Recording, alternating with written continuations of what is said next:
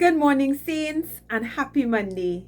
The verse for today is taken from Matthew chapter 25, verse 35.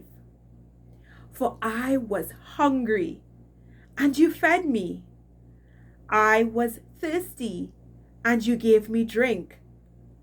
I was a stranger, and you took me in. I implore all of you to stop, take a moment, and read Matthew 25, verse 31, all the way to the end. In this piece of scripture, Jesus is addressing judgment, and he describes what will take place at judgment. Jesus, the Son of Man, will sit on his throne, and he will gather the nations, and just as a shepherd separates his sheep from the goats, Jesus will separate each person into righteous and unrighteous. And the righteous will be at his right side, and he will say to them, "You are blessed. You will inherit your Father's kingdom because you fed me. You gave me something to drink. You took me in when I was a stranger." And the righteous will ask, "Lord, when did we do those things?" And he will respond, "Whatever you do for the least of your brothers and sisters, you do for me." And I interpret that to mean that as Christians, we have a responsibility to take care of our vulnerable brothers and sisters, those persons in society that are dealing with poverty and are in dire need of help. Now, does that mean that we are saved by works and grace? Well, let's revisit Ephesians 2, verses 8 and 9.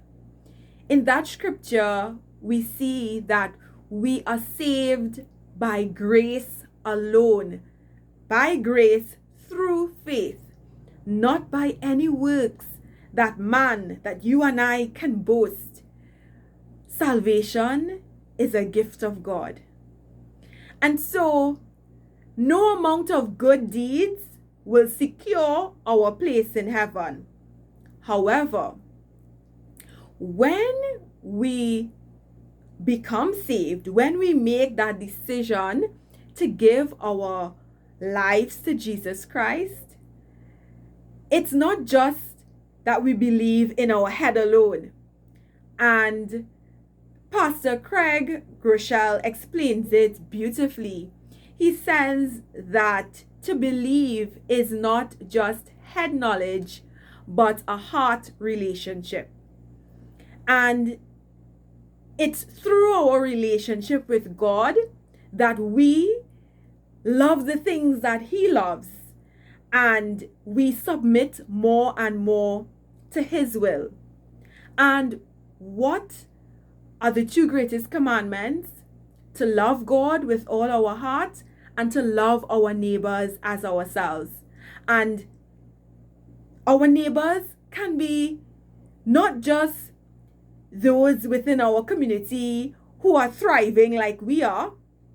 It also includes our brothers and sisters who are less fortunate, who may not have a hot meal like we do, who may not have the benefits and the luxuries that we enjoy.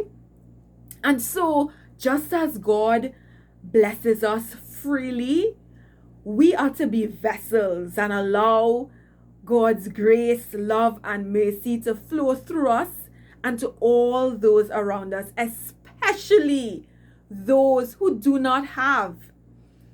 And so I want to encourage you, if you have not done so already, to perhaps consider starting a food bank, a food pantry within your community or within your church.